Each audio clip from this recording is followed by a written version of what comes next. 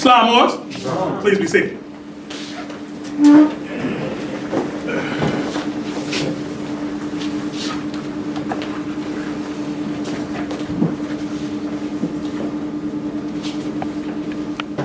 Arise, giving all praises to Allah, the Father of the universe, cherisher and sustainer of all the boundless universes. We extend the highest of honors to His holy and divine prophet, Prophet Noble Drew Ali, founder of the Moorish Science Temple of America. Islam? We extend high honors as well to his forerunner, the Honorable Marcus Mosiah Garvey, the founder of the Universal Negro Improvement Association, who did indeed warn and stir up the nations. Islam? We extend high honors to the Moorish flag, the red flag, with the green 5-pointed star in the center. These 5 points represent love, truth, peace, freedom, and justice. These are our 5 highest principles known to man. Islam? Extend high honors as well to the American flag, also known as the Stars and Stripes. This flag is a constant reminder that European owes you the Moors with compound interest. Islam? We extend high honors to the Noble Vanguard staff who keeps the peace. We give honors to our Noble Sheik staff. We give honors to you, the Ills and Bays, for without you there is no Moorish movement. Islam? How's everyone on the holy night? Praise Allah, praise Allah. I'd like to open with a section in Moorish literature that is never read. We never read it. And it is, Prophet sends marriage law to all temples. Islam? Why would the Prophet demonstrate a degree on marriage? Why is marriage important? The floor is open. Why is marriage important? Keep the nation going. That family structure is just important, to civilization. That balance, that male and female, and also being obligated to where you have a responsibility.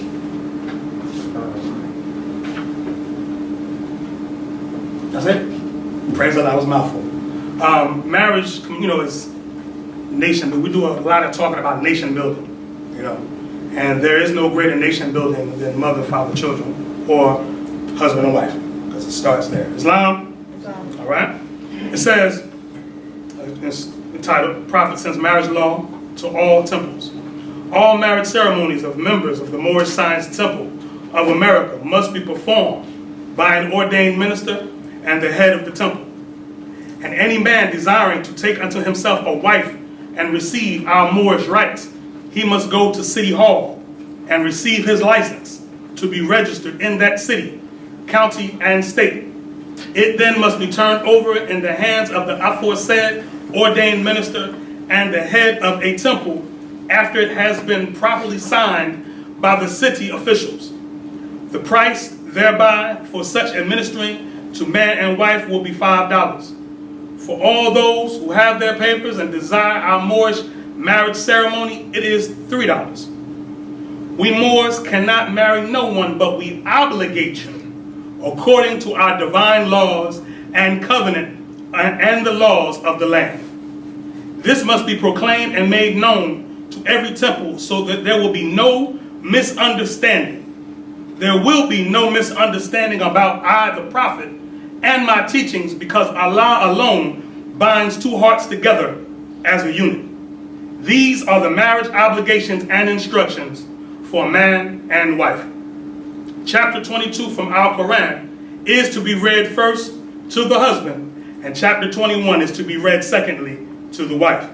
These are the instructions of marriage from our Holy Quran. Please obey the law as given you by your prophet through your governor, Prophet Noble Drew Ali. Islam, Morris? In the Holy Quran of Mecca, Allah says that He created humanity in pairs. Okay, so that duality aspect, where you have male and female. So every dynamic in the material plane goes back and forth between those two polarities. Islam? Now, it's necessary for man and wife to have a rhythm. All right? How many people have heard of the 7 hermetic laws? Right? So one of those is definitely gender, another is rhythm, and another is polarity. Islam? We're talking about these energies that go back and forth. And in older scriptures, if we go to the book of Bereshit, the book they call Genesis, it gives an instruction for us as brothers. It says, it is not good for man to be alone. And we as men know that, because when we're alone, we make very bad decisions. Very bad decisions. very bad decisions. Islam. Islam. You know, that degree the prophet gives us about, you know, to and fro on the earth, seeking who and what we may devour. Islam. That's the holy day. Let me get off that devour piece. But it's serious, right? So Allah gives a prescription for us because He knows that particular sickness is in us. Islam. There's a woman I'm interested in this time. And that sister is Sister Taifa Emmanuel. She's right there. Little sister in the back. You can look at her. She won't bite. I proposed marriage to the sister, and she accepted. Islam. Islam? And praise Allah. You know, because she didn't have to say yes. You know, I don't like you like that. Right? She accepted. And as per the instructions from our prophet, he went down. License. Islam? Islam. Right? Ceremony to be set December 10th at Muhammad's Mosque 15B. They open the mosque for us. So we will be there receiving our obligation rights. Islam? Islam. Can I get the top beer? Top beer! Allahu Akbar! Top beer! Allahu Akbar! Allahu Akbar! See, more, it's important. This is a part of your faith. If you go under the degree of the Prophet Muhammad, peace be upon him. He said that marriage is half of your faith. Islam. Oh, Islam. Okay. Okay, Islam. Praise Allah. Praise Allah. We brothers for real. This ain't no temple. This is brother. Islam. Praise Allah. All right. Maybe forget my whole point, but praise Allah. But the point is, Morris, is that marriage is very important. Oh, Prophet Muhammad. Okay. Glad that picture said. Prophet Muhammad, peace be upon him, said that marriage is half of your faith. Okay? So of all the things that you'll do as a Muslim, marriage comprises 50% of that. Okay? So it's very important. Now the Prophet Noble Drali gives us instructions on that. I was going to go a different way, but let me hit this so as to leave no misunderstanding as the Prophet said. Alright? He says, in your Holy Quran, those who have Qurans, open up to chapter 22. Duty of a husband.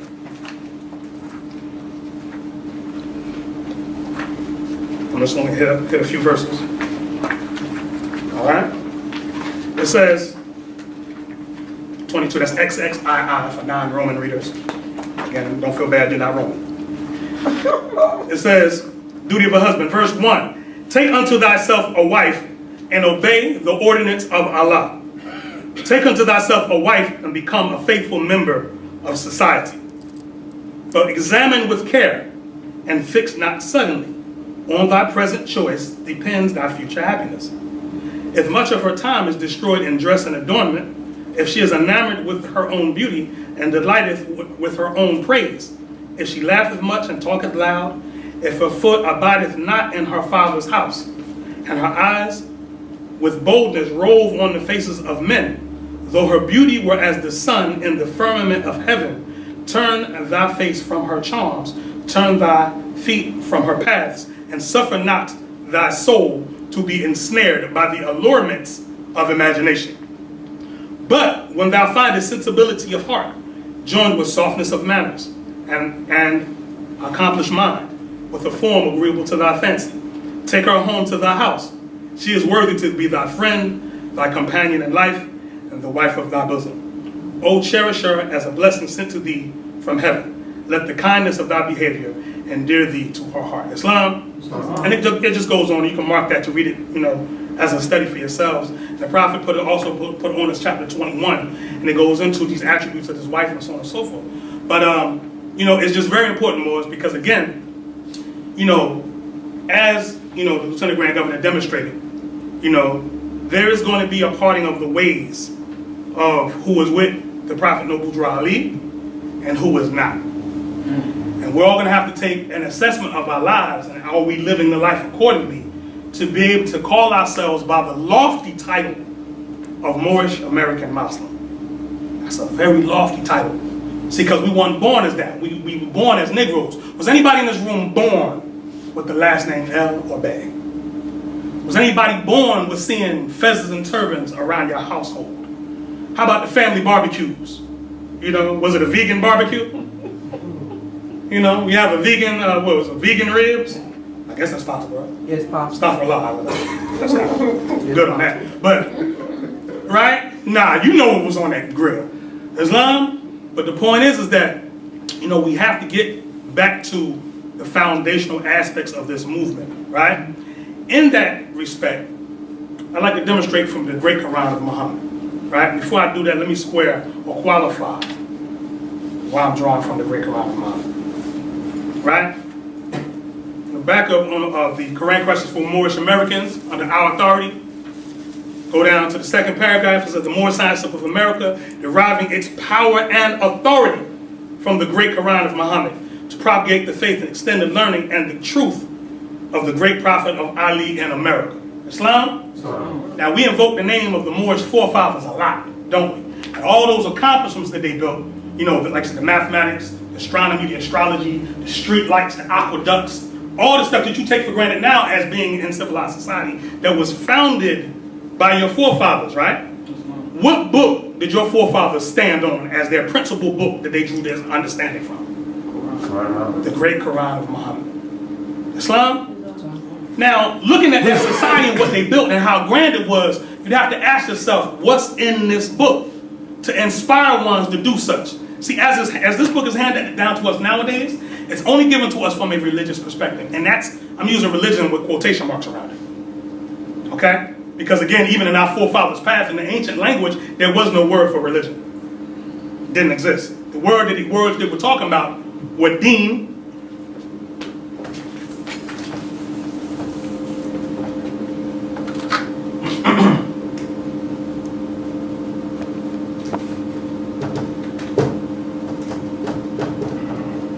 deen, and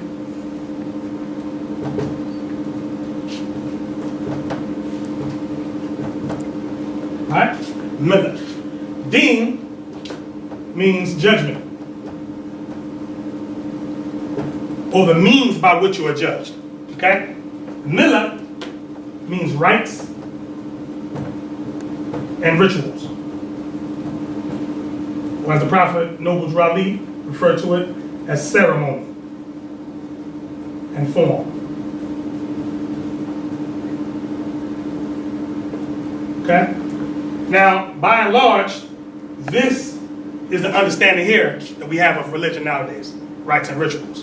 So when you hear religion, you're thinking prayer, you know, fasting, you know, the outer, the exoteric aspect. But you're not thinking about the means by which you are judged, right? As the Lieutenant Grand Governor demonstrated that when the Europeans hear that you are a Muslim, there's a whole nother conversation, right? Because they know there's principles that you stand for, right? And they know, even if you're semi-serious about your faith, there's a certain degree of discipline that comes with you. You're not moved by their machine. So in other words, we're in November, right? Around the 23rd of November, what will most people be doing? You're right. Thanksgiving. Call it out. Thanksgiving. What are they going to eat? Meat. Ham. Yeah, no doubt. Glazed too. It's going to be glazed. Honey glazed, right? But what else? What's the primary meat? Turkey. Turkey. Do you know why they eat turkey on Thanksgiving? Because we're known as the Turkish. Why? Isn't there a country called Turkey? Mm-hmm. Right? You ever heard of this food called a croissant? Mm-hmm. Heard that before, right? What's the shape of a croissant? Like a moon. Right? And they take and they eat the croissant, Right. which is French for crescent, right? They eat it as a symbolic rite that you're consuming the enemy. Get it? So if they're eating the turkey, you're eating the you're consuming the turkey. What they do, they gut it out. They take all the guts out, right? And I'm from Jersey, so we call it stuffing. But down here they call it dressing. No, let's call it. No. Yeah, you're right. Southwest Atlanta. No, Hamilton Road. No, Chicago. is We dressing. say dressing. We Yeah, say dressing, yeah, yes. you know. All right. I was like dressing. You can put. I'm thinking salad dressing. Ugh. No, inside the turkey. I'm like, okay, Yes, customs, right? Okay, we get it, right? But the essence is we have a cadaver of a turkey. Excuse me, a turkey on the table. That you remove the essence of it out and put an artificial essence in, and then you consume it, and call that day, thanks for giving me your birthright.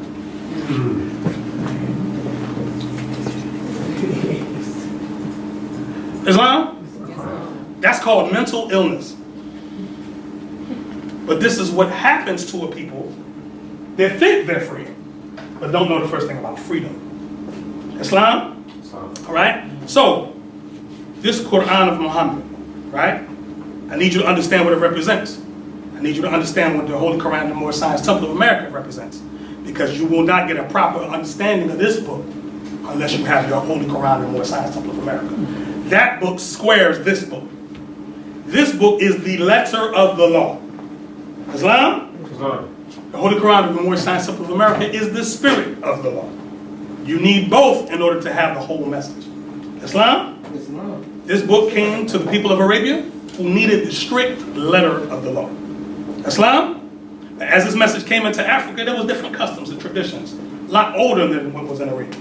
Islam? And as we came over here, with our experience here, for those of us that came the way, and there were many of us already here, right?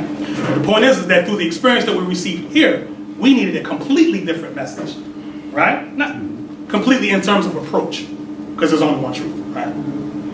So, but I need you to understand how this book comes down, because if I thought we're claiming to be our forefathers without doubt or contradiction, we need to understand this book, right? Prophet Muhammad, I touched on the timeline last week, so we're not going through the whole timeline, but what we'll do is this.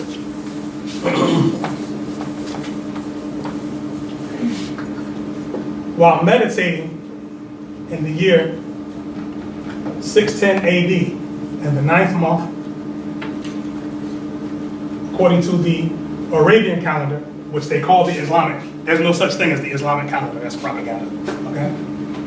The 9th month, according to the Arabian calendar, called Ramadan, right? He was meditating in a mountain called Hira, right? He received his first revelation, okay? Now, if you know anything about how ancient forefathers taught, because you don't know the intentions of a person or if they can totally handle or wield the truth, you spoon feed them information. They call it degrees, receiving different degrees, okay? Prophet Muhammad received his revelations over a period of 22 years, okay?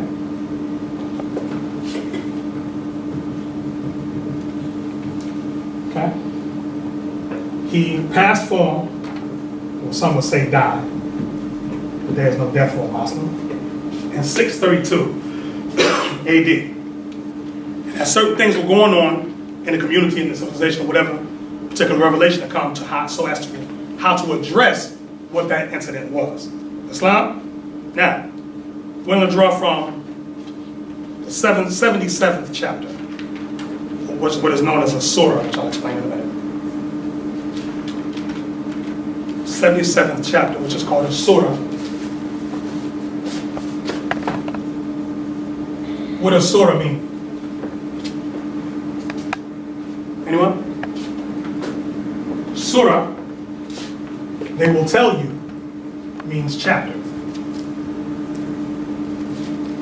It doesn't. It means image. Okay? Because what's explained in each of the so-called chapters is giving you a picture, it's creating a picture in your mind, right? Because the mind thinks in images. Islam? Each verse is called an ayat. They'll tell you ayat means verse. It doesn't. It means miracle. Y'all have heard of the leaders in the country Iran, which they say Iran.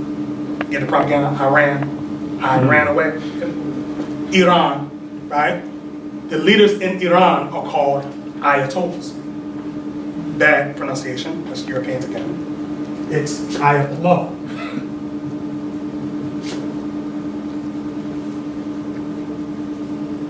Which means miracle of Allah. Right? The word ayat means miracle, right? So now, let's get into this image and the miracles put forth. Islam? Islam. Bismillah ar-Rahman ar-Rahim. In the name of Allah, the most gracious, most merciful. Right? And this surah is called Mursalat.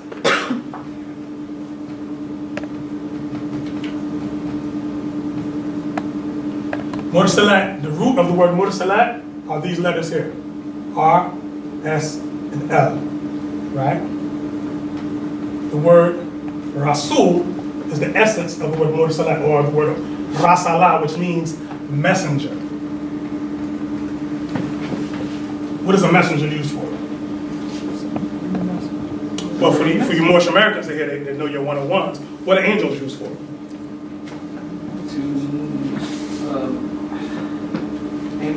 To carry the message of carry Allah messages to the four corners of the world. to all nations. Right? Right. So now, even in the Quran of Mecca, the so-called angels are also known as messengers.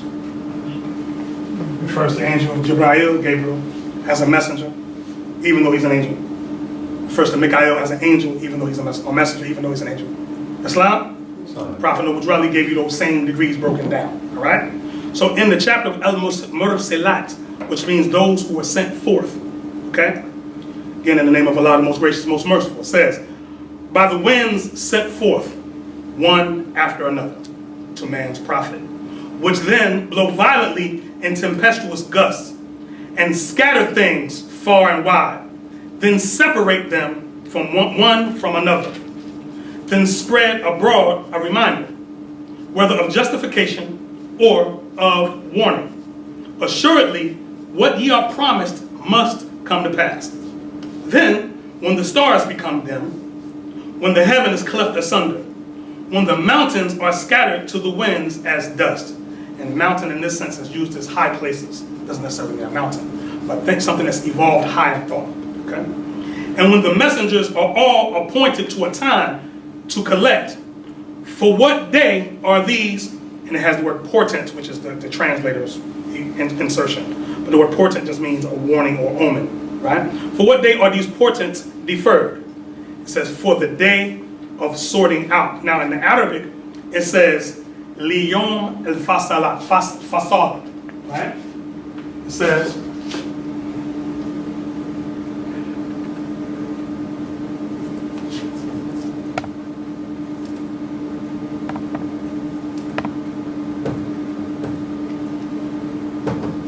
okay? This word right here, Fasala, denotes to separate things, right? A day of sorting things out. In the pause there, Arabic English Dictionary.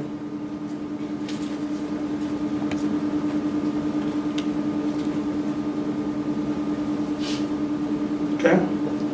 The term fasala means parting, disjunction, detachment, severance, sunderance, cutting off, separation, division, partition, discharge, dismissal, etc., conclusion, etc. Y'all get the idea? Right? So what it's saying is that there's a day that's going to be coming where things will be divided, things will be sorted out. You know, you will know this from that. Islam? And what will explain to thee what this day of sorting out is? Woe that day to the rejectors of the truth. Did we not destroy the men of old for their evil? So shall we make later generations to follow them.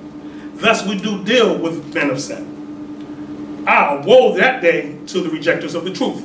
Have we not created you from a fluid held despicable? Then which we placed in a firm place of rest, firmly fixed. Now, why doesn't that sound profound or anything like that? Because nowadays, you guys have something known as an ultrasound. Okay? Sister gets pregnant, go there, put the jelly on there. Some of y'all been through that, right? Mm-hmm. Put the jelly on it, put the little microphone looking thing, but it's a camera, right? You get to see the baby and positions and sticking his tongue out at you, whatever he's doing, right? Right? But why does this ayat, which means miracle, sound interesting back 1,400 years ago?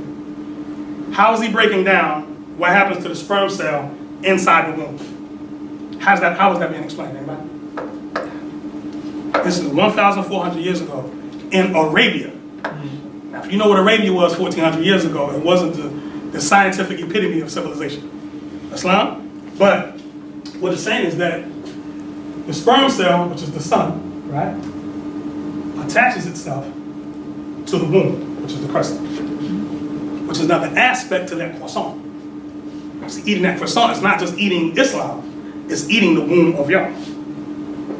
Because if we can destroy y'all, or their civilization's over. Because life won't continue.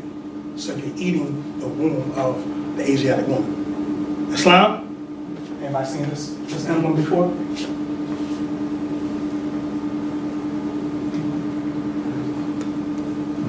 I'm not the artist in the room, right? In here, it has a face, and they tell you it's the Pharaoh Khufu. It's not. There's a woman in there, and the sword is on her neck. And they took the crescent and turned it, if you know anything about the positions of crescents when it comes to the occult, right? It's turned to the east, it's demonstrating what they call Oriental wisdom, right? It's faced the west, it's Occidental wisdom, the wisdom of the West, right? It's faced, north as celestial wisdom. It's just faced south, that's terrestrial or carnal wisdom. So the focus is to keep your thoughts on the carnal realm, solely material only, nothing high, right? And then enforce it through the scimitar on your neck daily. Wow. Islam? And the organization that uses that is called the Shriners. Now, what is a shrine? A shrine is something erected to venerate somebody that is dead or have passed on.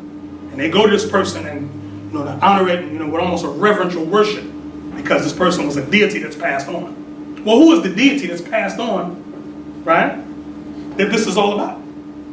It's us, specifically y'all, right? I'm gonna give y'all another little known tidbit. Prophet Noble Drowley said that the only people that should wear turbans are adepts. So as brothers, once you get a little something in here, you wrap your head, right? One of my old master teachers said, don't wrap your head, you ain't got nothing in it. It's like giving somebody a gift, an empty box. Get something in the box, then wrap it, right? But for a certain reason, as soon as a sister proclaims her nationality, wrap your head. Draw your own conclusion.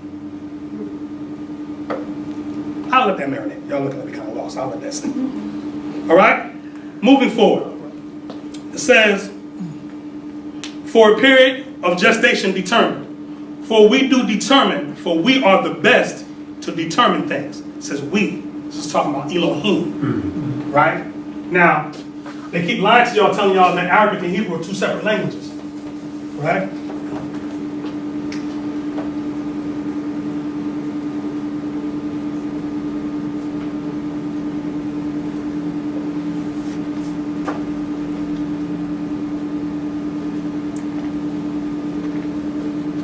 Okay? This is Elohim. This is Allahumma. The Arabs will look at y'all and say, oh no, Elohim doesn't exist in Arabic. Really? This is Elohim here, but this is Allahum. See, here it's im, here it's both denoting plurality. Okay, so this is Allah in the plural. They don't like to admit that because we say Allah is one. Right? Allah is one and Allah is more than one. Allah is all. Allah is all. If Allah is all, that comprises a lot of things. Islam? But then there's the supreme totality of that, which is Allah's oneness, which we call Wahada or Tawheed. Islam? Y'all all right? I'm not too... Okay. Right? It says, have we not made the earth as a place to draw together the living and the dead? So there's some here that's living, right? But there's some that's walking around that's dead too. Who are they? What are the attributes of the living? What do living people do? Y'all know? Create. What else? That was powerful. And there's no strange happening that came from a sister. Praise Allah. Seek knowledge. Say again? Seek knowledge. Seek knowledge. What else? Protect. Protect. What else? You got to create in order to protect, right? You got to have something to protect, right? Indeed. What else? Worship. Praise Allah. What else? Say enrich. Break that down. We don't want. Nurture. Say nurture? Yes. Indeed. Cultivate. Cultivation is a powerful word. Islam, the Prophet gave you that in the Quran. It said that the soul is not owned, let it not want not cultivation, right? Which is to culture something cultured. Islam, all right? So the living and the dead, and made the mountains standing firm, or those high places standing firm, lofty in stature, and provided for you water sweet and wholesome. Ah, woe that day to the rejectors of the truth. It will be said, depart ye to that which ye used to reject as false.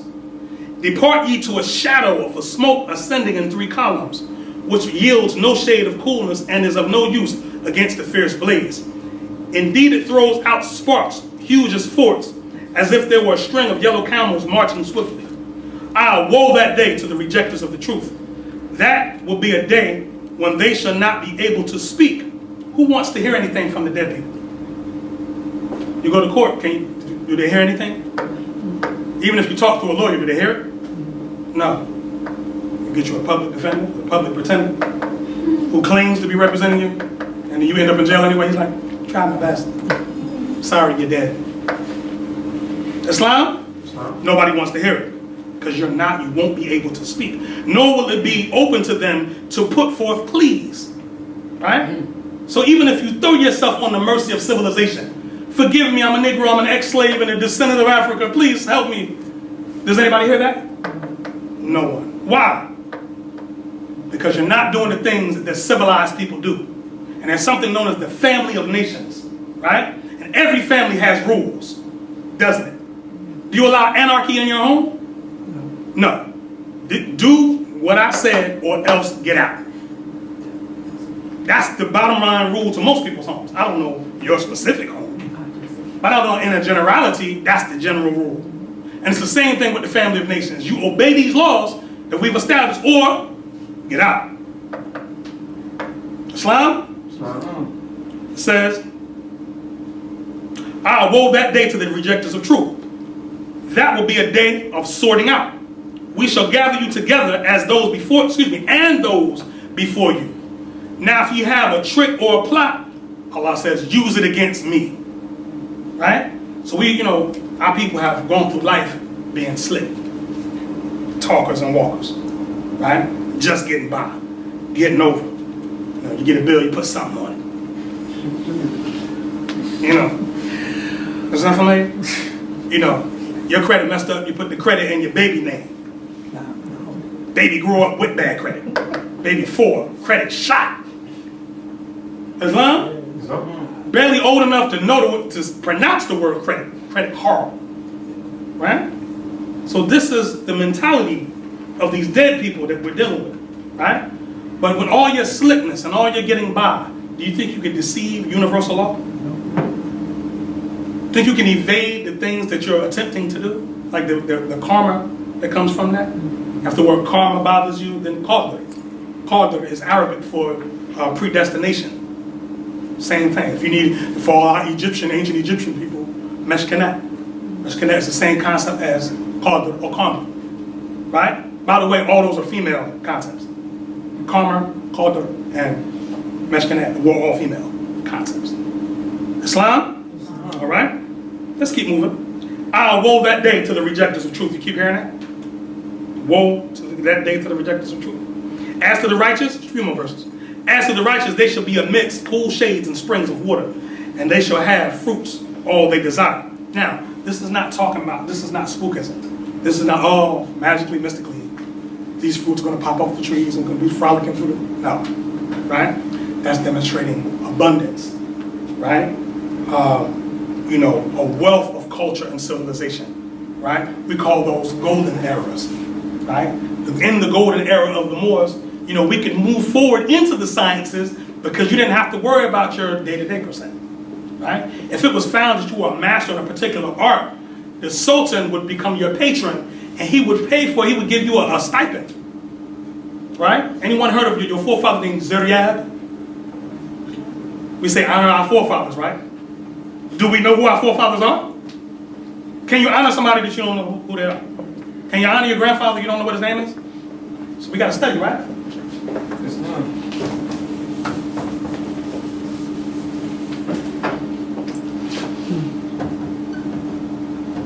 Zuriyat. His full name was, I'm not right. It was Abba Haslam, Abu Hassan Ali ibn Nafal. Okay? He was called Zuriyat because Zuriyat means blackbird. He was dark as the feathers of a crow. It's pretty dark, right? All right? But his brother, he was a singer and a musician. And also he was the one that introduced style and fashion into Europe. Okay? So he was the one back during those days, before that, okay? This was a period of time where people wore one hairstyle all year round, that was it, right? People wore one style of clothing all year round, and that was it, all right? He came and introduced, you wear this fabric during the spring, this fabric during the winter, this fabric. Islam, all right?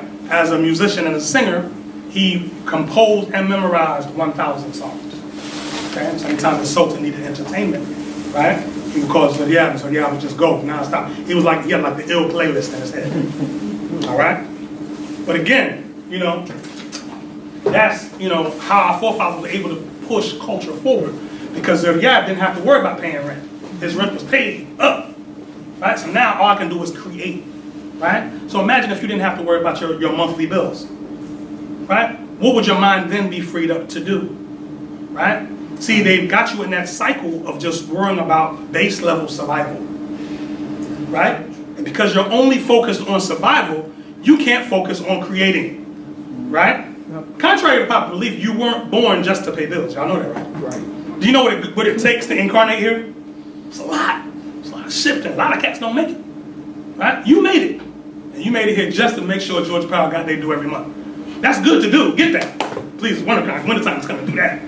But that's not your sole purpose for incarnation. Islam? All right? And there's answers for that. Why Prophet Noble Drew Ali established the Moorish Science Temple of America. All right? So there's something known as you can look this up.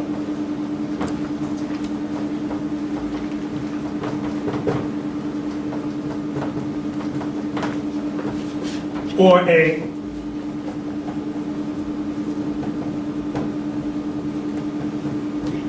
for those that can't see that, that's a fraternal benefit society or a mutual aid society. When you find the definitions of those, that is how the Moorish Science Temple of America was set up, right? Why the prophet said, you're nothing until you have a treasury, right? Because without a treasury, you can't enact what this is called to do.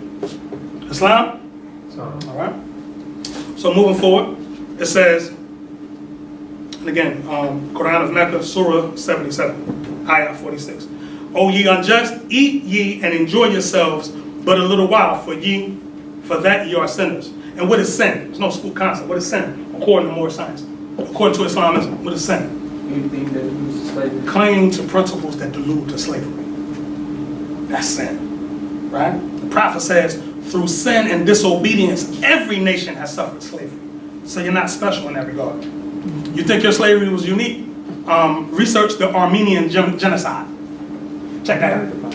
You think yours was, you're the only person that suffered on earth? Look this up.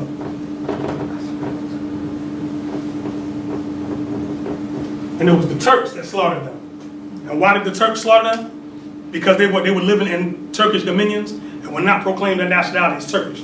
They said, no, we're Armenian. They said, really? We're going to give you another chance to answer that right. Now, what's your nationality?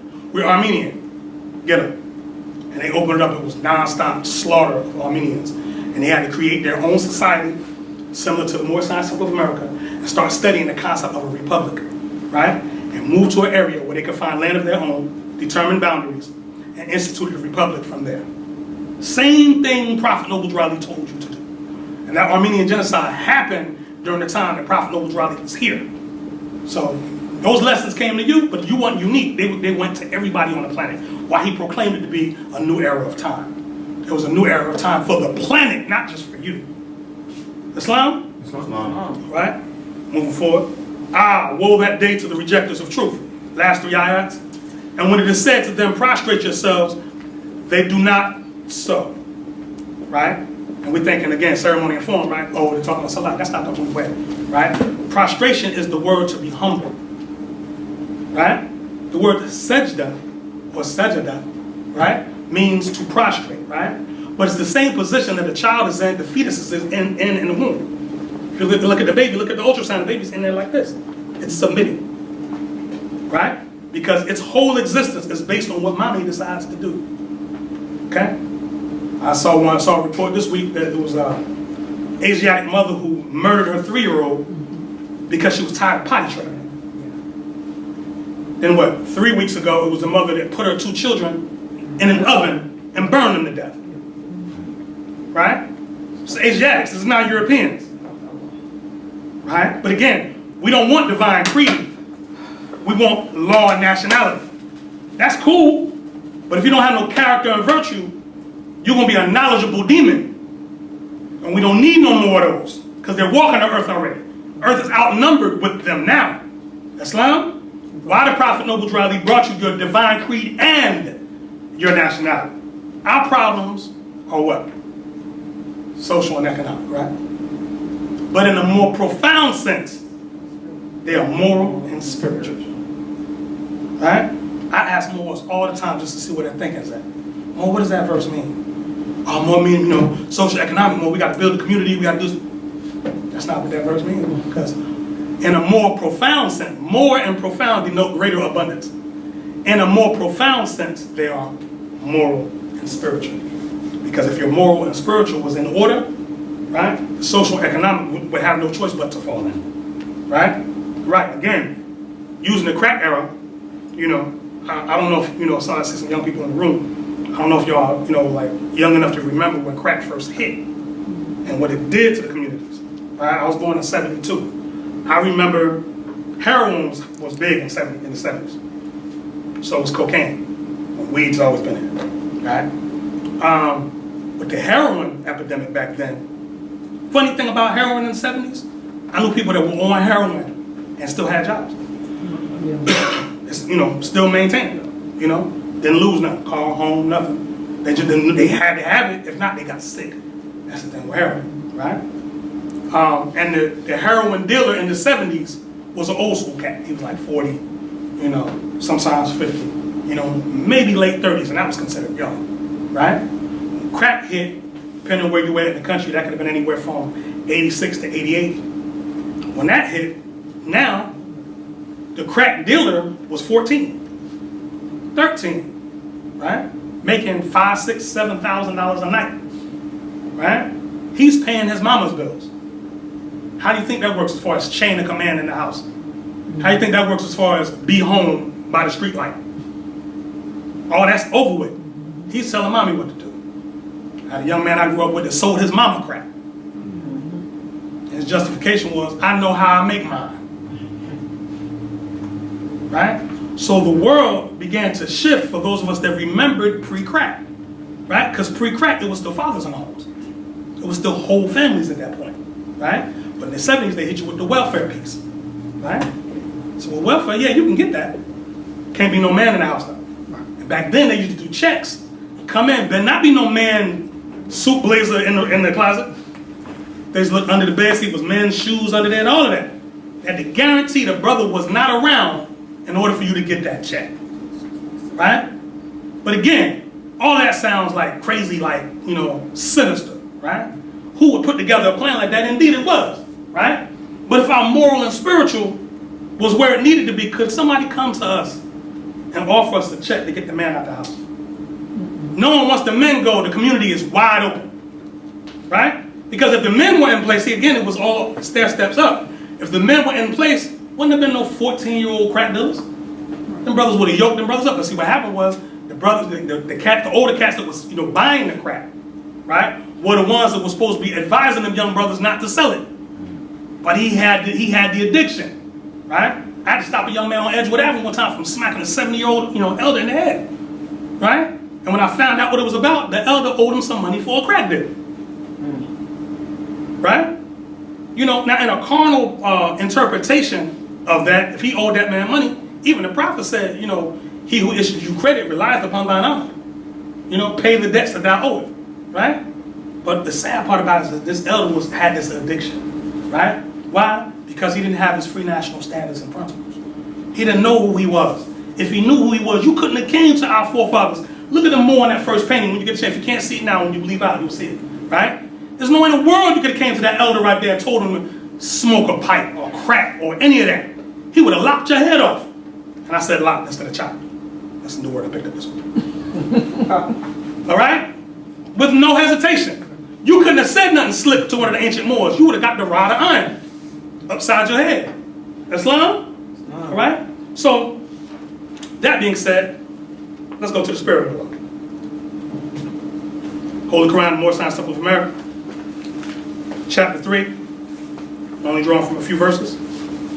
Starting at, excuse me, starting at verse 15. Chapter 3, verse 15.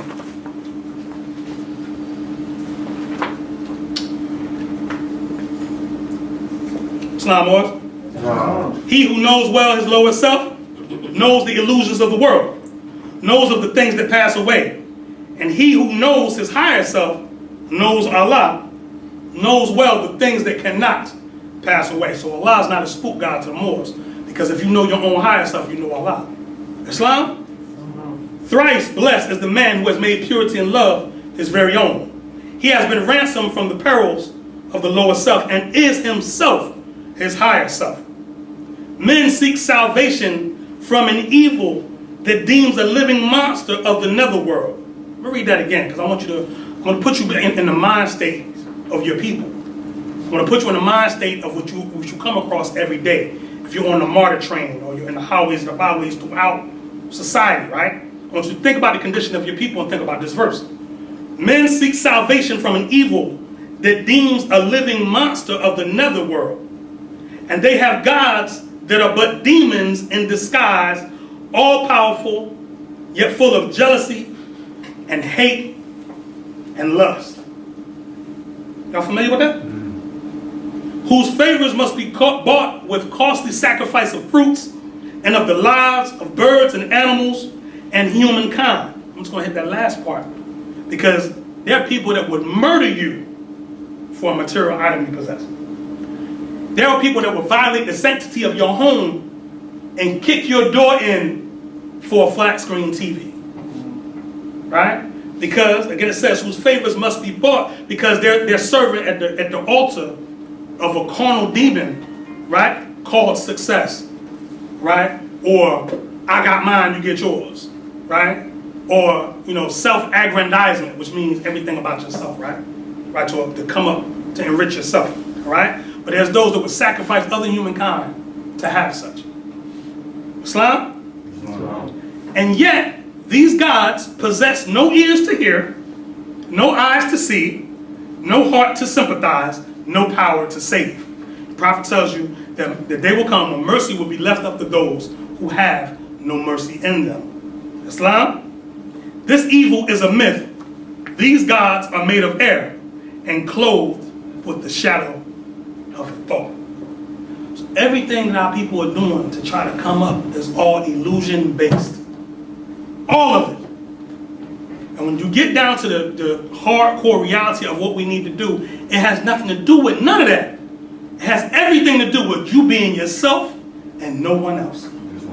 That's at the core of it. It has everything to do with, learn to love instead of hate. Everything to do with that. And it starts with self first. They say charity begins at home. And if you don't know how to love yourself, how in the world are you going to love somebody else? Islam? We know doggone well November 23rd at that Thanksgiving table that some of us in this room are going to be at that table, because we ain't all broke away from those customs yet, right? You know doggone well you're going to be sitting with some relatives you can't stand, right?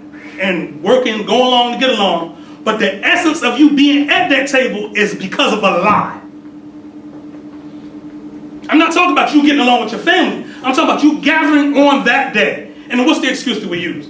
Oh, it's just a time for family to get together. And if that's the case, be a God and establish your own day. Right? Instead of being, thankful for giving your birthright away to the usurper. Right? And again, he can't snatch your birthright away. Right? If you research the story of Jacob and Esau, right? Yeah, Esau was tricked, but Esau still gave his birthright away. He could have fought Jacob to the death. I'd rather starve than give you my birthright for a bowl of soup. right? And look at the pennies, right, that we give our birthright away for. How many people work at jobs they can't stand, right? And what you're sacrificing is your time more than anything. As a Grand Sheik of the Moorish Science Temple of America, you know how hard it is for me to get Moors to attend their meetings, to be where they're supposed to be when the call for Moorish goes out. You know how hard? You know the excuses I get? Islam. I gotta work. The Prophet had to work. The Prophet established 15 temples in one lifetime. This man burnt his form up at 43. Right? Traveling on the road so much, he develops tuberculosis. Professor Drew, the Egyptian adept, working so hard he couldn't rest. You know? He couldn't make excuses. You know? There were no highways back then. That's the point I like to use. Right? This is 1920, say 25 through 29. There were no highways. The national highways didn't get built until 1933 with the New Deal with Roosevelt. So that means if you wanted to travel somewhere, everywhere was the back roads. And that was the old school Model T Fords, so on and so forth. Old school car that you had to crank up from the front. No power steering, right? No shocks. 15 temples, 15 different states. Well, 13 different states, because there were some that had 2 temples in one state, right? What excuse could he offer, right? You know, the elders, when I came up in enlightenment, I don't use the word consciousness. When I came up in enlightenment, the elders that raised me, right, they had a phrase. And the phrase was, results, not excuses. Brother, why weren't you at such and such and such, brother? You know, young, I had this, brother, results, not excuses.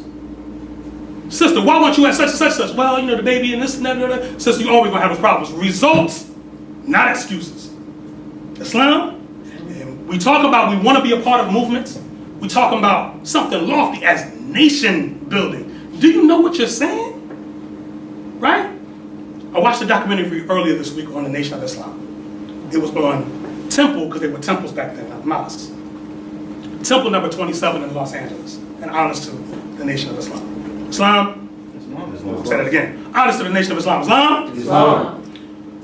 Temple 27 in Los Angeles was a pivotal temple and very important temple in the Nation of Islam, because if you research, go back, for those taking notes, write down 1974, Savior's Day, Nation of Islam. This was the Savior's Day when the National Secretary went through and started enumerating the many works of the Most Honorable Elijah Muhammad. Okay? The bakeries, the banks, the importing metric tons of fish from Peru. There was no internet. If you want to get something from Peru now, you go to Alibaba.com, Peru, and it comes right up. This is 1974. That means he had to send some brothers to Peru, right? Get past language barriers, all that kind of stuff, and negotiate a deal to get metric tons of fish. And now, what it shows why the Los Angeles temple was important, because the fish came in the dock at Los Angeles, or California. And the brothers were responsible for bringing trucks down there and unloading metric tons of fish. Now let me give you a parallel. When I came up in consciousness, I came up with the brother Dr. Malachi Ziyor. When I lived on the land out there, he would bring books. He was wrote all these different books. When he would order his books from the printer, he was ordering tractor and trailer loads of one book. Okay, and then they'd come like we'd have our Savior's Day type of situation, and we called it Family Day, and there would be like tractor and trailer loads coming up like 4 in the morning. They'd be like the trucks ahead, be like 20 trucks. Right now, the manpower necessary and the man hours that go into unloading 20 trucks. You can't do that with excuses. You can't, because the brothers that did that the night before just worked 17 hours building, making sure everything was good. So when the people came that didn't live there, they would be breathtaking and astounded. See, these ones that come before you, the ones that's a little older than you in this movement, they come from different paths, or even they might have just been here in the Moorish Science Temple of America. And in those earlier times, things were different. When you said you was going to be a part of something, you was a part of every part. And if you missed meetings, they'd show up at your house. Assalamu alaikum, brother. Shalom, brother. Rahu back, brother. Where you at? Oh, well, I had this. Brother, come on, brother. We ain't got time for all that. we had a term back in those days, slush head. And a slush head was a brother that was, cuddled up. I think they call it spooning now. Caking. Caking. Caking. Right. Cuffing. Yeah. Right. Been from that's courtesy of my Chicago family. Right? But you spending so much time cuddled up. When nation building is going down, you ain't there. Right? Which means, let me give you an example, give you a parallel. Y'all seen the carnival trick? Where the guy has a bed of nails. He lays on a bed of nails and he gets up and none of his back is pierced. What's the math on that? Y'all scientists, how does that happen? Every nail, Islam, is an equal and opposite distance from the next. Right? So the weight, his weight is evenly proportional across the bed of nails. Now if you were to move one of those nails a quarter of an inch over, it would pierce right through. Right? So now if we have an entire temple of people, and I don't want to go through how many cards we've written over the years. Right?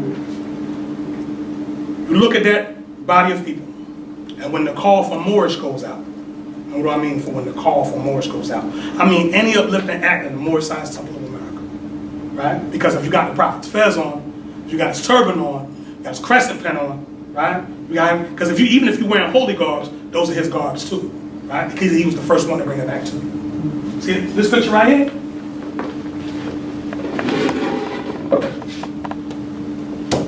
(1928). Now I want you to Google, just Google Chicago in 1928, and look at the pictures of the people and how we looked walking the streets in 1928. Tattered clothing, run-over shoes, wrinkled clothes, right? Lack of willpower, so on and so forth, right? Then up pops this man, Prophet Noble Drew Ali, who says, I'm not Negro and you're not Negro, black, colored, Ethiopian, etc. Right? Come and link yourselves back with the family of nations, right? He inspired these people with such a holy zeal and put them in the garments of their forefathers. He resurrected these people and put them in the garments of their forefathers that caught the attention of the nation. And when he did the parade in 1928, right? He said, now I've introduced you as a nation. Now you're a nation. Because the nations of the earth are bearing witness to you, rolling as your proper self. Islam? So now how ungrateful are we if we're going to put his holy garments on, right? Use his holy names, but still conduct ourselves as Negroes. And what do I mean by conducting yourself as a Negro? So when it comes to being a part of all uplifting acts in the Moorish Science Temple of America, you're not there. Islam? But you everywhere else. I see you. I see you. You all over the place. I'm on Facebook, I'm on Instagram, I'm seeing you in the world. You're having a ball out there. But when the call for nation building goes out, you don't have time for that. But you got time for everything else. Islam. Islam was? We have a chapter called Gratitude, and that's the exact opposite of that chapter. One hallmark of the Negro is very ungrateful. How many of you have done something for somebody and they gave you like a slap in the face in terms of not even being grateful? Sometimes not even saying thank you. That's a Negro quality. And we all have to check it first in ourselves, right? Islam. Before we can call somebody else on it. Because it's a degree of human equality, right? However, Moors, the Prophet gave us a standard, period. If you're going to roll with this movement, if you want to come in and talk Moorish lingo and have a Moorish conversation, then that means at the point you initiate that, I'm judging you by the Moorish standard. And if you're not living according to the Moorish standard, well, my thing is, I don't have the time. I don't have the time to be chopping it up and kicking it on the phone and sitting around talking about the Illuminati. I don't want to hear. I'm not doing it. We're not doing it. Why? Because we've done it for years. Coddling grown men. I'm going to get on the brothers at this point. Coddling grown men. And ain't nothing worse than a man that's terrified of responsibility. Islam. It's sickening. It's disgusting. Much less to put a fez on your head and claim to be the mighty, magnanimous Moors, who everybody on earth knows who they are, right? And here we are, in color of Moorish, semblance, something only appearing so. Islam, in the Quran of Mecca, it uses the terms Suman, Bukman, Umman. Suman, Bukman, Umman means deaf, dumb, and blind, right? So you could give them the truth all day long, but they don't know how to hear it. They truthfully don't know how to see it. and they don't know how to speak it. There was a phrase that was handed down by the Moorish elders through orally. And it was said that when the prophet would send a call out during a meeting for nationality, right? Because in those days, at the end of the meeting, the prophet would say something similar to, how many first-time people we have? Put the hands up. Please stand. Please rise. The message you heard tonight, do you think this is something worthy that our people should invest in? And if so, right. Is this something that you think that you would want to join? Yeah. Now, do you think that you can live the life accordingly? And if you can't, hold your seat until you're ready. Right? In other words, don't take that card out if you're not ready to live that life. Because by taking that card out is saying, I'm ready to be dependable. I'm ready to be called on. In the wee hours of the morning, not when it's just comfortable or convenient. Wow. But when it goes down, if thy brother is in adversity, do what? If thy sister is in trouble, do what? That's law. Islam? And if we're not living according to that law, take the fence off and go back and be a Negro. Islam. Plenty of space out there for you to go back to sleep. Don't act like you won't. Stay in a sunken place. Islam? You're going to tell me you're going to look at this man right here, this angel. What is our prophet to us? Angel of Allah. And what are angels used for? See? Even in that response, I don't believe you.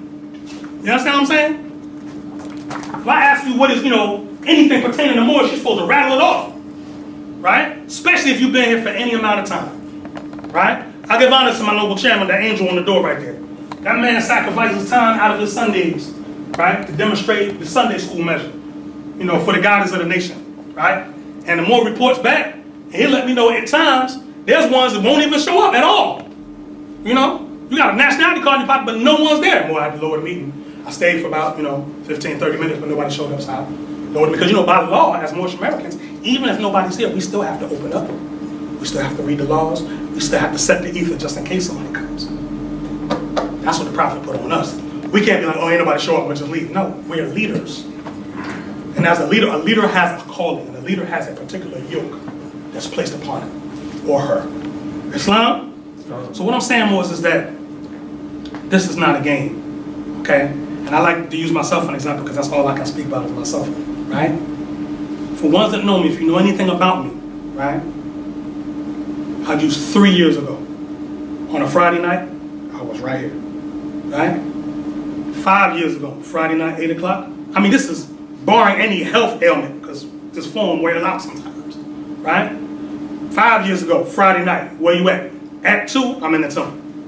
Islam, we keep the temple doors here open, whether there's one person in the chair or it's a crowd room full. A room full of people. Right? So Moors, I need everybody, especially going into this new Roman year. Right? Because we haven't learned to calculate time through our Moorish, right? Because we have a Moorish New Year, but y'all ain't up on that yet, right? So, January 1, right? I need us to go into that with a whole new situation, right? Because as Sheiks, our attitude is going to be completely different from y'all. So if, you contact us with some follow, we tend to be a little cold and just not like entertaining you much, you don't know why, because I'm announcing it now. And this is for all those who may see this on the internet because it's being recorded. This is for you too, who are not here at the meeting. We're not playing with you, 2018, right? We're not playing any more games. We're not playing with grown men. We're not playing with grown women, right? Because again, we're violating the law right now by not even having any children present. Where the babies at, right? According to the degree of this man right here, he says, suffer little children come unto me, right? What does that mean, right? Because that's really, Shakespearean prose for what it really means. It means that the children that are being persecuted in the world come unto me, right? Because he represented the principle of justice. And what is justice? Justice is when every man or woman gets what they deserve. What they put out is what they get back, right? And you gonna tell me that them babies is out there suffering earned that? In this life, I'm not talking about karmic, I'm talking about here, simple, keep it simple. You gonna tell me that a child that was born today, 5 years ago, 5 years from there, has to worry about playing in the front yard with a toy gun, getting shot in the street, murdered down, and then there's no justice, no recompense for that? Islam, y'all not, blown away by that? Y'all don't want to, how many people want to do something about that? See, I don't even, See? It's wrong. You see that hesitation? See, in military strategy, when you're at war, a bit of hesitation will get you and everybody around you killed. You need to decide whether you want to do this or not. Find it in yourself. You have to have an absolute conviction when it comes to nation building. If not, your enemy will know you're playing. Islam. We have open enemies who have our people on puppet strings. So when they come after you, it's not going to be the one you think it is. It's going to be your brother. It's going to be your sister. Why? Because you didn't take the time to try to unplug him. You didn't take the time to establish a beacon or a community that was strong enough so he could pull himself from that. You know how brothers become confidential informants? You know what that is? You know what the CIA is? Confidential informant. Anybody ever been on trial before? Or had a family member that was on trial, right? And they took and cranked the jury up. And when you crank the jury up, you get the discovery package, right? Discovery. Interesting word. Doctrine of discovery. Write it down and research it. I'm not playing. Write it down.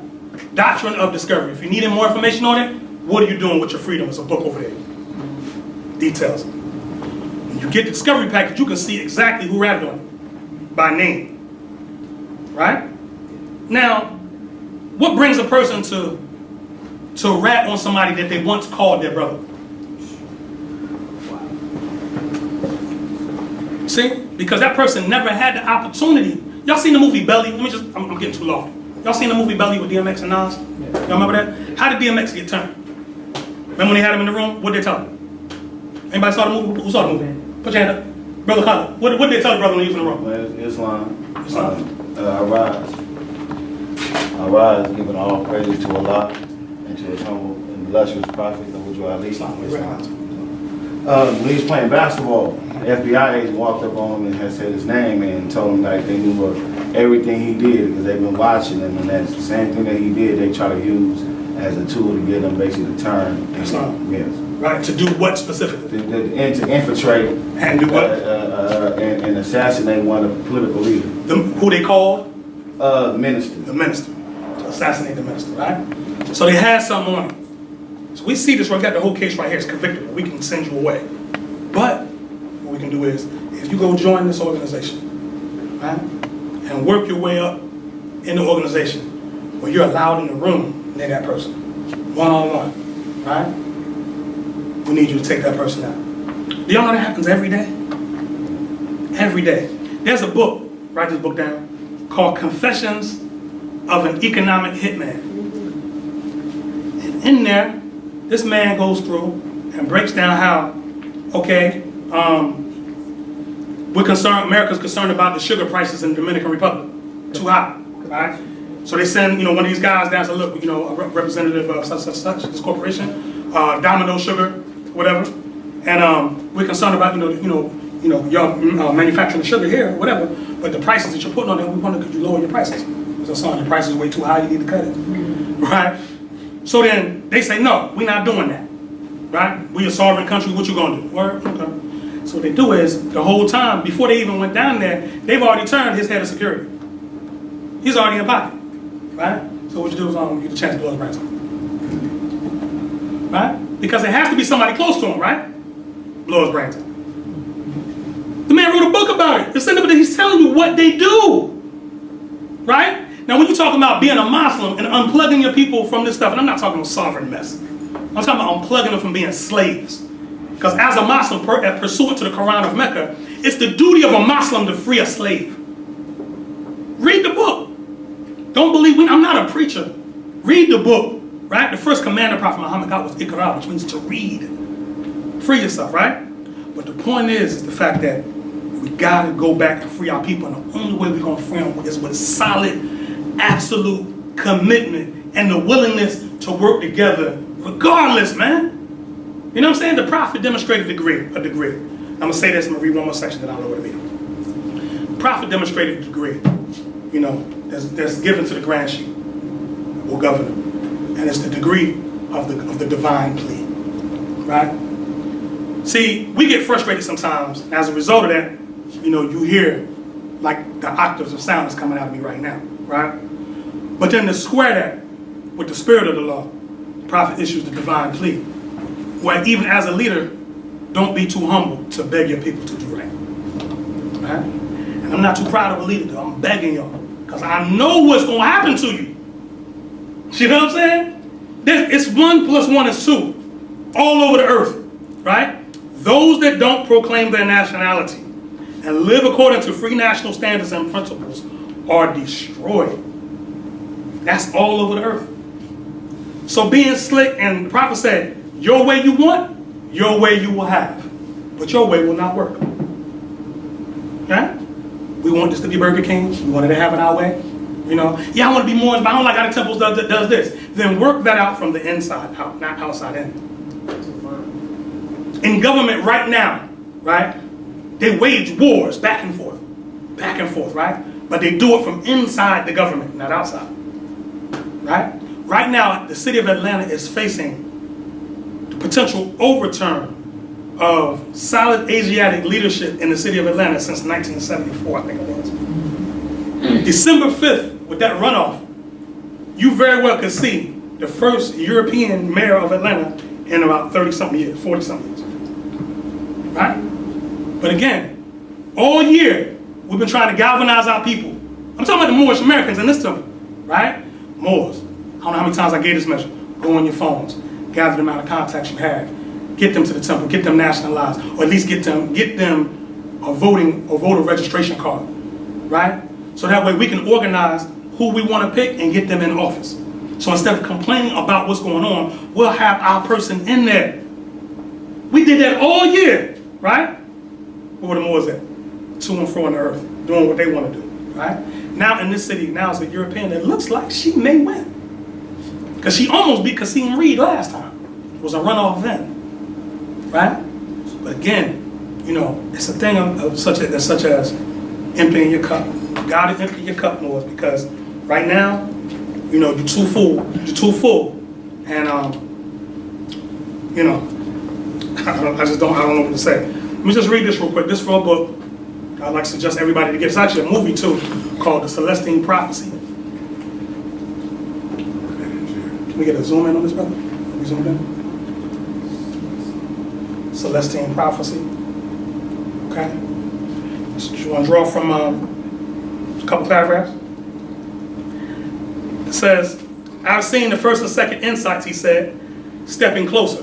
And I'll tell you something, I think it's happening just as the manuscript says. We are changing our worldview. I can see it in psychology. What do you mean? He took a breath. My field is conflict. Looking at why humans treat each other so violently. We've always known that this violence comes from the urge humans feel to control and dominate one another. But only recently have we studied this phenomenon from the inside, from the point of view of the individual's consciousness. We have asked what happens inside a human being that makes him want to control someone else. We have found that when an individual walks up to another person and engages in a conversation, which happens billions of times each day in the world, one of two things can happen. That individual can come away feeling strong or feeling weak, depending on what occurs in the interaction. I gave him a puzzled look and he appeared slightly embarrassed at having rushed into a long lecture on the subject. I asked him to go on. For this reason, he added, we humans always seem to take a manipulative posture. No matter what the particulars of the situation or the subject matter, we prepare ourselves to say whatever we must in order to prevail in the conversation. Each of us seeks to find some way to control and thus to remain on top in the encounter.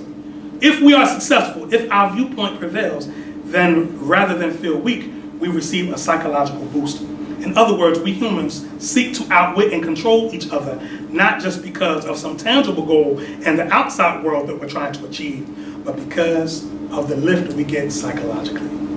This is the reason we see so many irrational conflicts in the world, both at the individual level and at the level of nations. The consensus in my field is that this whole matter is now emerging into the public consciousness. We humans are realizing how much we manipulate each other, and consequently we are reevaluating our motivations. We're looking for another way to interact. I think this reevaluation will be part of the new world view that the manuscript speaks of. Islam? So, Moors, there's nothing in there that Prophet Noble Drew Ali has not already told you. You know? And What I'm here to proclaim and exclaim is the fact that if we don't get it together, we don't have to. Because prophet says there's no failure for the human soul. This might not be your lifetime to get it. You may BS your whole life. And then, Prophet Muhammad, peace be upon him, says, there are those that are a hand span away from Jahannam, which means what's called a hellfire, right?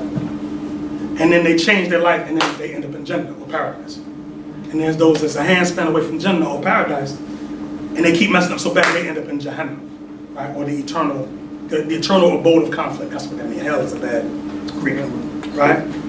But that's the whole thing. And then at the same time, that's hell out there, Moses. That's hell.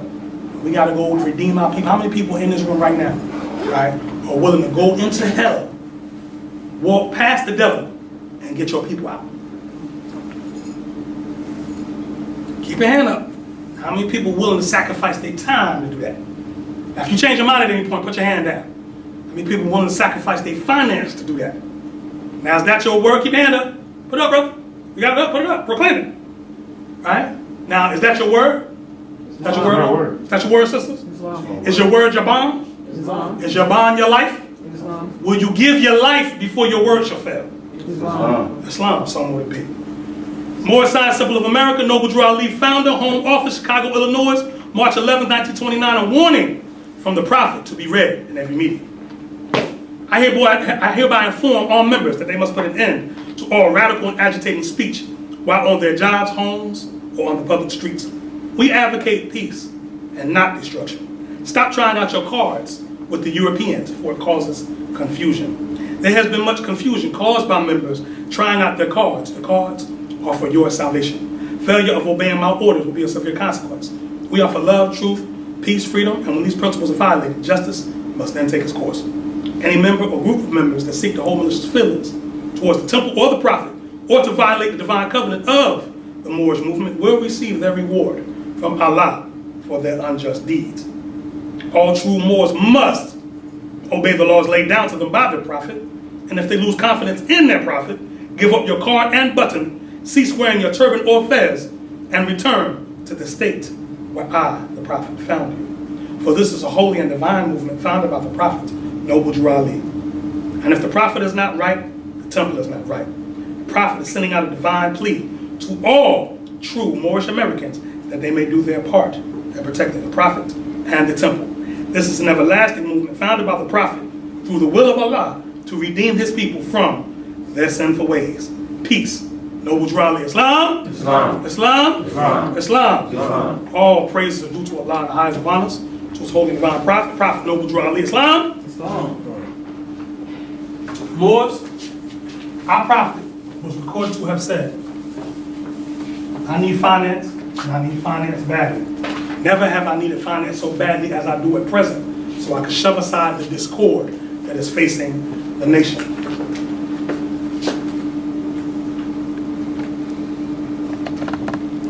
If you don't have the finance right now, right, make a pledge to our treasurer. Sister Yana, put your hand up. That's our treasurer right there.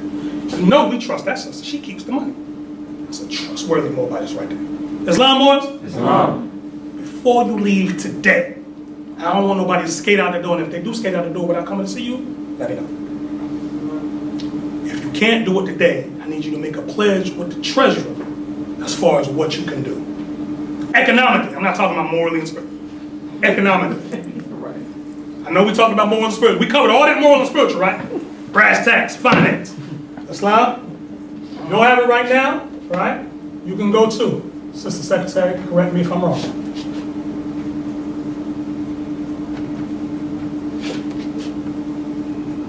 Excuse me, Sister Treasurer.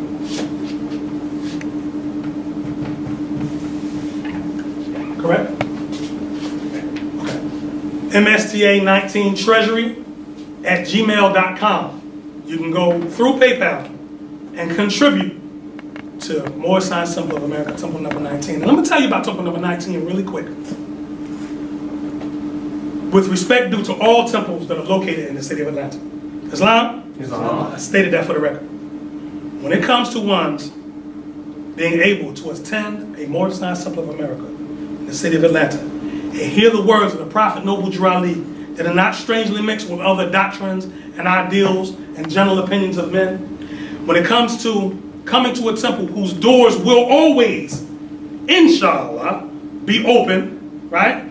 You can count on temple number 19 because our track record bears us witness. Islam? Right. Now, I make the statement a lot of times, right? There's an economic side to that. There's rent that has to be paid. There's utilities that have to be paid. There's books that have to be printed. Islam? Sheiks got to travel to represent you throughout the nation and throughout the world. All of that has to be funded. Right?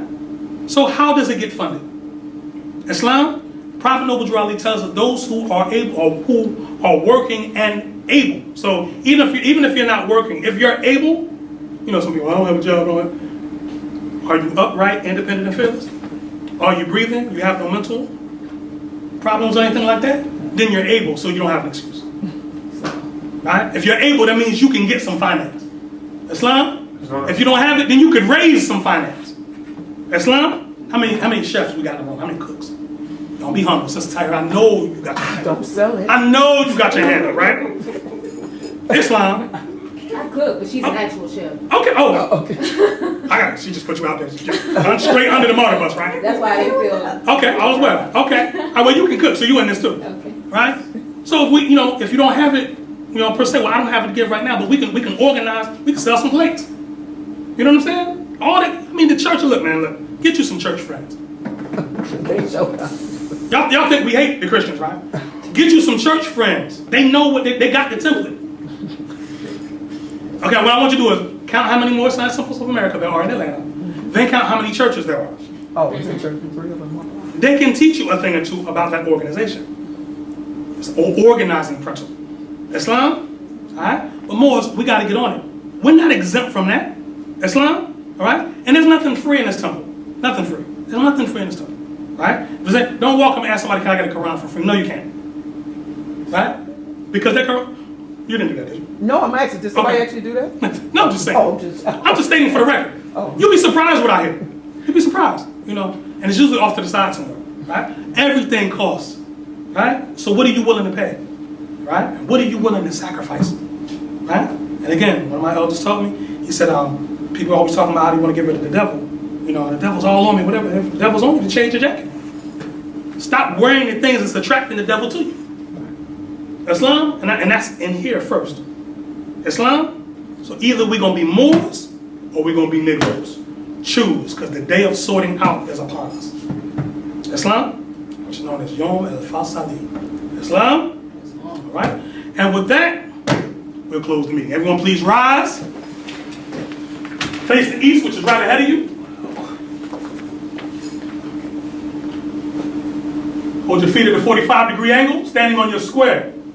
Keep your eyes open. Raise 7 fingers, 5 on the left, 2 on the right.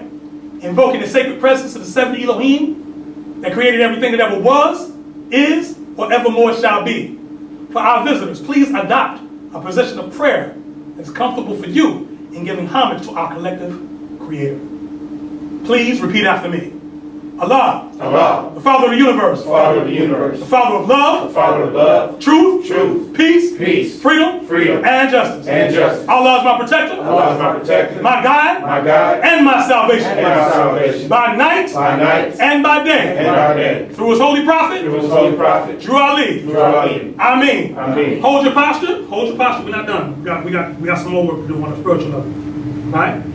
Hold your hands in front of you this way. This is called making a dua. Islam? Islam.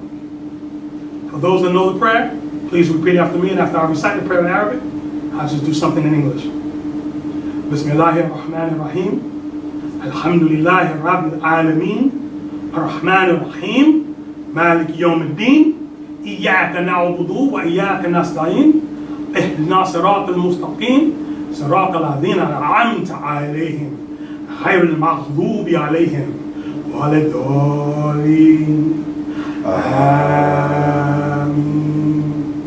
O Allah, Father of the universe and all 7 Elohim, please bind our hearts and minds back to our ancient forefathers' divine freedom principles In thy name and that of the seven Elohim we carry on. Oh Allah, please grant your undying, your eternal spirit of healing upon our sister, Yasmin Yahya Ali-El, who will be going to see one of the hakims that you appointed, one of the doctors, to receive a particular procedure. We ask that you descend upon her the green light of healing, to heal her form, to calm her spirit, and to place her mind in a place where she can best heal her temple of the perfected woman. Oh Allah, please grant energy and undying spiritual strength to our brother, our soldier, our Lieutenant Grand Governor, Nasir Ali-El, who, as he always is in the name of the faithful, will be by her side, more so because he has taken unto himself a wife and become a faithful member of society. Grant him the spiritual strength and grant her the love. And as our Prophet Noble Drew Ali has said, a look of love or pity from him shall act as 10 physicians to aid and assist our sister Yahya Ali-El in her healing and getting to her to 100% capacity, because Allah knows More Science Temple of America, Temple number 19, needs our beloved sister, Sister Yahya Ali-El. Islam! Islam! Islam! Islam! Islam! Islam! Takbir! Allahu Akbar! Takbir! Allahu Akbar! Takbir! Allahu Akbar! All praises are due to Allah, the highest of honors, whose holy divine prophet and angel, holy divine prophet and angel, holy divine prophet and angel, Noble Drew Ali Islam. Peace. Islam. Islam.